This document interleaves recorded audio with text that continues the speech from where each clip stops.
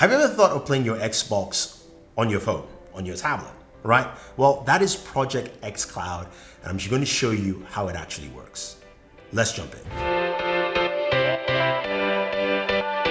So the very first time we saw Project xCloud was at E3 2019. We've got a video on that. It was smooth, it was also choppy at times, but we finally got it in-house. Now, you can go ahead and sign up for our Project xCloud preview. I'll have a link for you guys down below, but I've been using it for about a month or so, and I have to say I've enjoyed the experience and I've enjoyed what Microsoft has done with this. So the very first thing you need is an Android device. There's no app available for iOS. But once you get it and you download the application, it is a very straightforward process. You sign into your Xbox account and boom, you're good to go. Now here's the funny thing, once you actually go in to play a game, it signs you out of your console if your console's on, and it basically signs you in here. So moving your Xbox from your console to here, right? Now, all you can do on Project xCloud now is stream games, and there are a bunch of games, 50 games in total. Yes, Microsoft said, take that, Project Stadia, or Stadia from Google, that we've got more games than you do. But that's besides that point. There are a ton of games there. There's Gears 5, there's Halo 5, there's original Gears, there's Forza Horizon 4, there's Devil May Cry 5. Just Cause 4, Madden 2020, there's also WWE 2K 2020. So a lot of games, and it looks like they're gonna be adding more and more games to that list. So I like that. When I first started, it was only 4 games. But going into the application and looking at what the application has, once you actually sign in, you've got your list of games. It says all games. You can kind of jump through and scroll through, or you can search for games with a search icon. At the very bottom, you've got your home, your feedback, and then you've got your account information.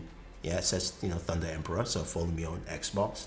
At the top left-hand corner, there's a little 3-bar icon. You tap on that, and that can switch you into console streaming.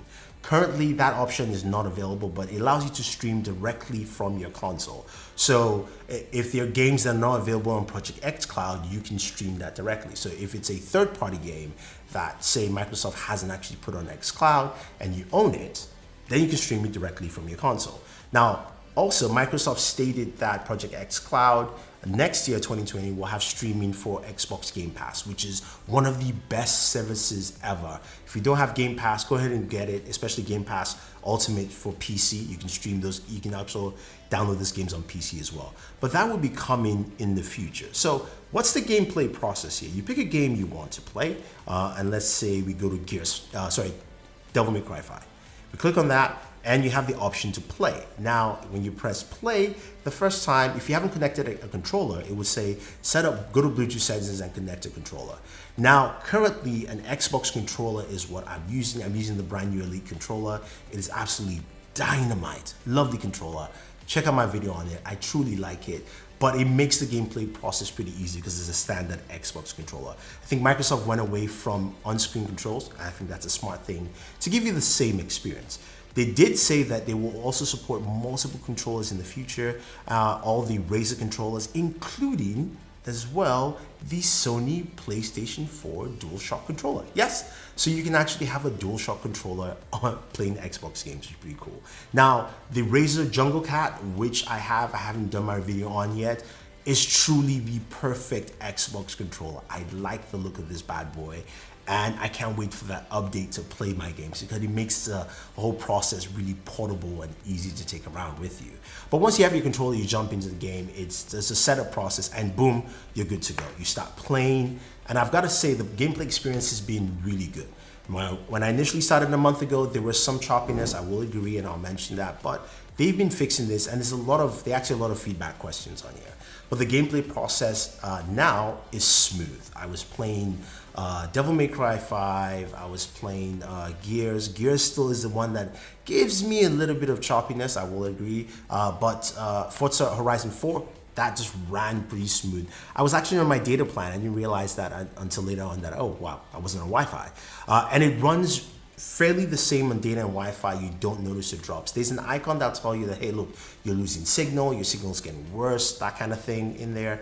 And I think that because it's also 720p, that helps. Now, a lot of other companies are claiming 4K on mobile streaming, and I don't think it's possible in LTE.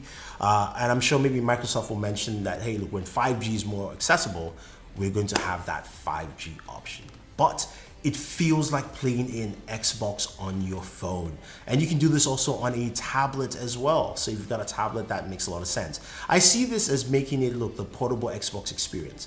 You look down in the future, Microsoft says, look, we're gonna have an app for iOS. I'm sure they will also have apps for TVs as well. So you buy a TV, all you need is a controller, and then you can stream your games. Now think about it. If you wanna play an Xbox game, your buying is literally what device you already have. That makes it easy. A controller, most likely you might have one. If you're not, then it's a $50 purchase.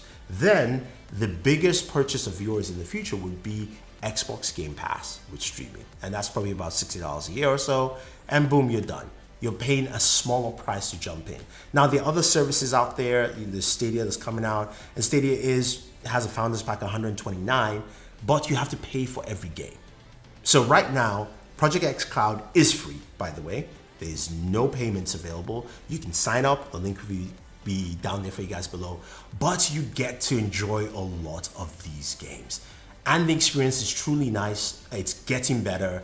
There's some kinks, like when you have notifications and you get into that notification, it kind of freezes the game, so you have to back out and do things again. What I would like to see them is add a game mode so that actually blocks all notifications off, or tie into game modes for any smartphone. Like, Galaxy devices have it, gaming phones have it. So once you click on game mode and you click on the application, Xbox game streaming, then you have that ability to just block out all notifications so you can enjoy your gameplay sessions right there, and it doesn't actually affect your gaming experience. That is what I would like to see. But so far, it's been good. I'm loving the improvements. I can't wait to try out more controllers. Trust me, that Jungle Cat is calling me saying this is my mobile gaming experience. I was joking with Daniel that, hey, look, I most likely will finish Gears 5 while playing on my phone and instead of my TV, which to me is insane. I love massive TVs. I do a lot of TV, coverage, and I like playing games on TVs, but I'm enjoying this experience. And even though it's a beta experience, it's gonna turn out well. So go ahead, use the link down below to check it out. If you have any questions, any comments about this, let me know. I'll have more videos about this on my gaming channel. I'll do a review of that Jungle Cat controller on my gaming channel as well. It's Board Gamer. Go check it out. Otherwise, check out more content here from Board at Work. If you have any questions, any comments, let me know. Subscribe, and always enjoy entertainment.